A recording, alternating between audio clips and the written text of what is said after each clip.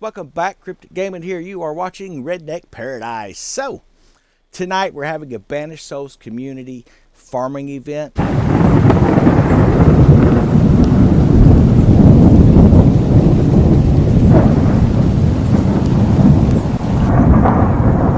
For those of you who are part of Banished Souls, thanks for sticking around, man. We've been having a lot of fun with this year 2 content, I think. A lot of great chat coming in, a lot of great gameplay coming too. We was up till almost midnight last night playing, so again, having a big farm raid tonight, so definitely join in with that if you can. We're going to try to start getting some of those for early morning too if we can, because I know we got a lot of night shift guys that like to play when they get off work, so we're going to try to have something for you guys here in the future too. So, or if you're interested in heading that up, definitely make sure that you're talking with Sirius. He is the leader of Banished Souls, so I do recommend you talk with him. I'm sure he can work something out where you can help out with those events, because I know from back in the day when I was trying to do a lot of that stuff, man, it can be hectic at times. So definitely make sure you look at that. So I want to go over a few things here with the videos I think you're going to like.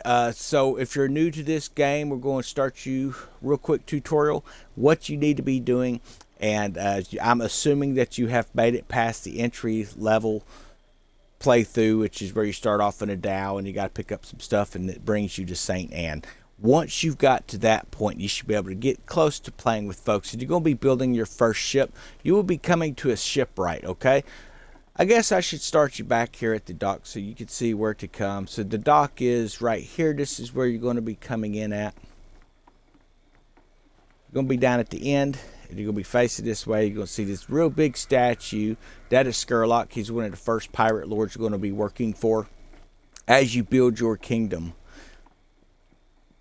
Then, of course, you have a carpenter on the left. That's where you're going to get your furnitures, which will be for special events, you know, defense, offense, and things like that for your ships. The blacksmith, you're going to be able to build armor and weapons and ascend your weapons as you rank up. Then, of course, you have your refinery, which is going to take basic wood and things like that, turn them into planks so you can build boats. Same thing with minerals. You're going to take and turn them into ingots, things like that there. And then you're going to have your shipwright. So right here at your shipwright, the very first ship you're going to be trying to build, you would go to craft new items. Your first ship will be the rammer, or the badar, as some folks call it here, and you can upgrade it. It's not a bad boat upgraded, but let me tell you, man, I would push through these as fast as possible to get to the Patabacon, and I'm going to show you the quick route to get there. So once you get the rammer, you can try to get across the upper Indies. You're going to have to get that Patabacon. It's going to be over here at Talak. Let's zoom out. You're going to be limited on map, but if you head northeast, you'll be heading up this direction here. This is Talak Panjara. This is the area where you're going to be able to get to Patabacon. You're going to go talk to the ship right there, and you're going to be able to pick that up. But you're going to have to save up some silver to be able to get it first.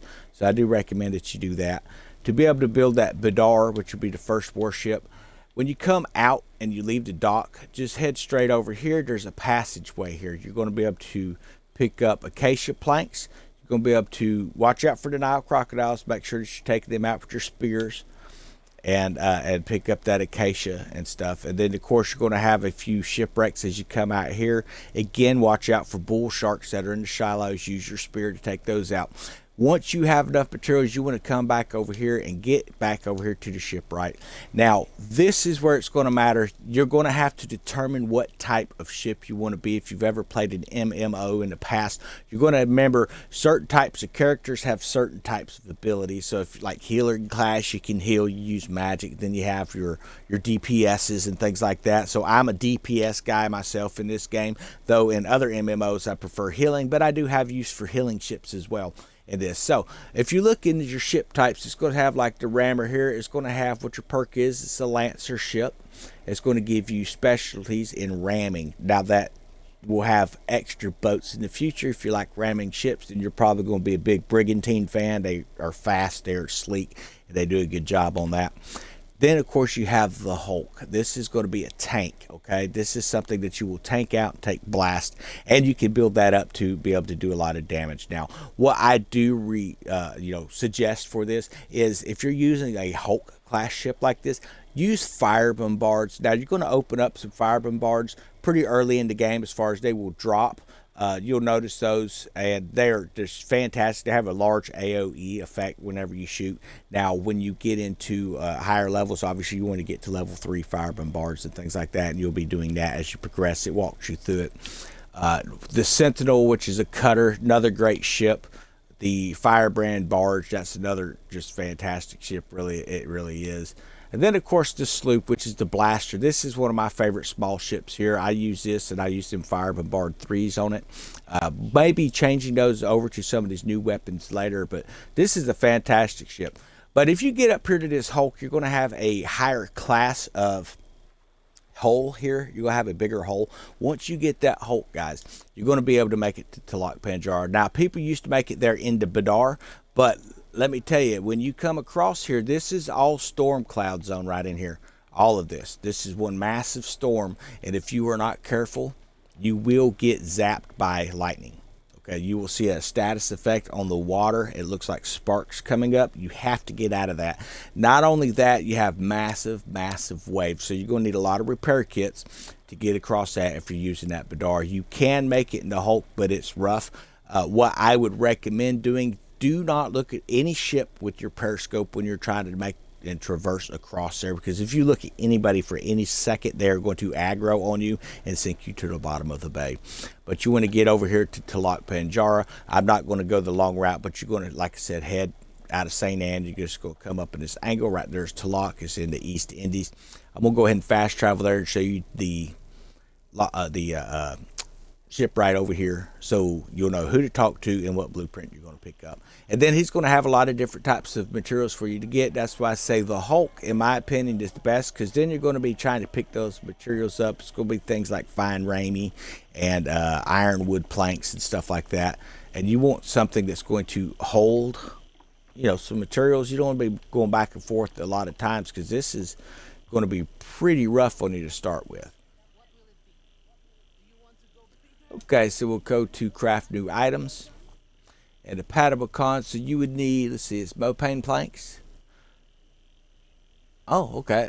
They've changed some of these stuffs here. So you need fine hemp, casting sand, crude saltpeter, cobalt ingots, and fine hemp. Why take it back, folks? You no longer have to use the ironwood. You're going to find a lot of that Mopane planks and cobalt ingot. That's going to be found up along your indies here. And if you're ever wondering, well, how do I find these materials? When you're in this map, you can come over to what they call the knowledge, which is your codex as well.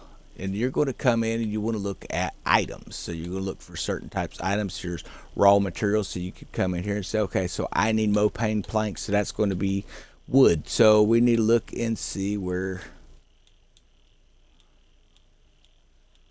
Mopane's at. So it says found in the coast of Africa. You can actually track that right there. And then when you come up into your map, it should actually show you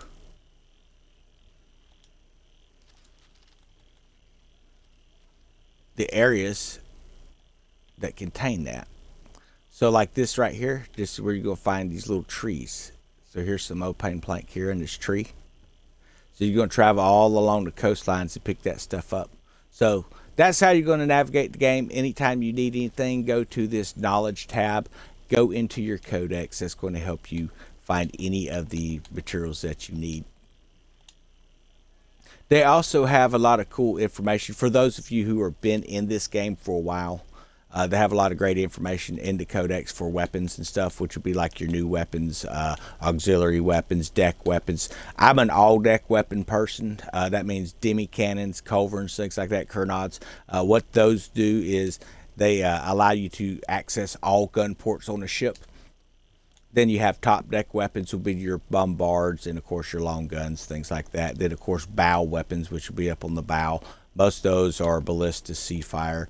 And then of course you have auxiliary weapons. Those would be like your rockets, your mortars, and your spring loaders. I never had much use for spring loaders. They're okay. You have mines and healing effects. I love rockets. Warhammer is one of the best weapons in the game, let me tell you. And then of course your mortars.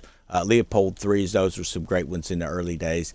Still great for those who are just coming into the game, so I do recommend those as well. But this is why it's important to be in a group, because there's a lot of stuff coming on, and I know that we are always looking to jump in and help people farm items and stuff. But we like to farm with you. We're not going to just come in and just hand you the materials. We've tried that in the past. The people will join the Discord, get what they need, and then take off, and you never see or hear from them again. So we actually require you to come out and farm it with us. We'll sit there and we'll try and help you heal. We'll help you get the XP you need to rank up as well. So those are going to be some great things to look forward to in the future, guys. And here's a special announcement before I end the video. Make sure, like I say, you hit join that Discord. Say hi in there. Put your gamer tag in. Join us tonight. We're going to be doing some farming event. If we get enough new folks that are new to the game coming in, then I'll break off. You get to ship around with me, and I will help you get into a medium hull ship, and it will not take long. I can have you in a really good ship within an hour with some really decent weapons. So something to look forward to. If we can't get it, I can build it, and we'll get you started, and you'll be on your way to being able to compete with the rest of us and actually build you an empire. So that is the #1 thing of this game.